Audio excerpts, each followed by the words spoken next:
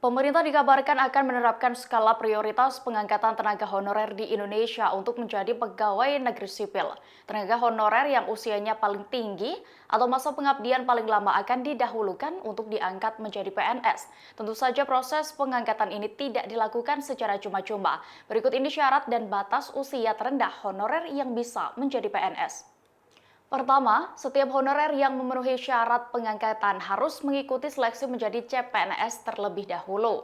Dikutip dari kontan.co.id, hal ini sesuai imbauan dari PLT Kepala Biro Hukum, Komunikasi dan Informasi Publik Kemenpan RB Muhammad Aferus.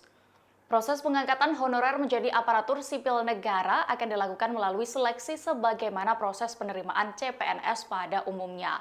Namun, tidak semua tenaga honorer bisa diangkat menjadi PNS melalui seleksi CPNS.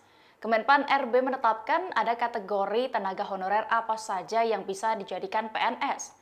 Pengangkatan tenaga honorer menjadi CPNS ini diprioritaskan bagi tenaga guru, tenaga kesehatan, tenaga penyuluh pertanian, perikanan, peternakan, dan tenaga teknis yang sangat dibutuhkan pemerintah.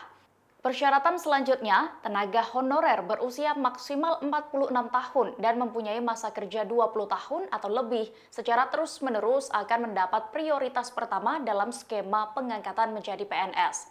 Usia terendah honorer yang bisa diangkat menjadi PNS adalah 35 tahun dengan masa kerja 1 hingga 5 tahun secara terus-menerus.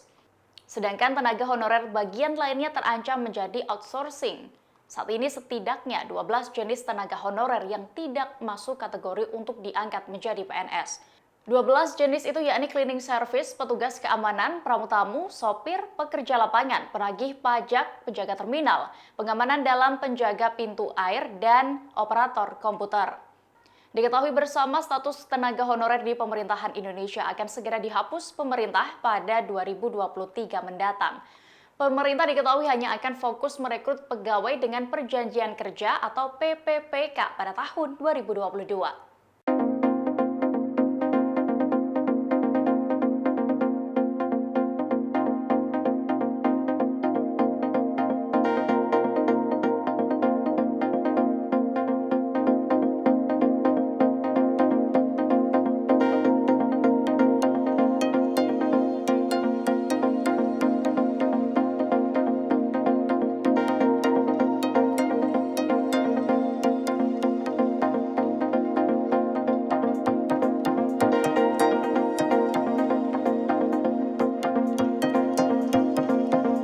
Demikian informasi kali ini, saksikan kabar terbaru lainnya hanya di kanal YouTube Tribun News.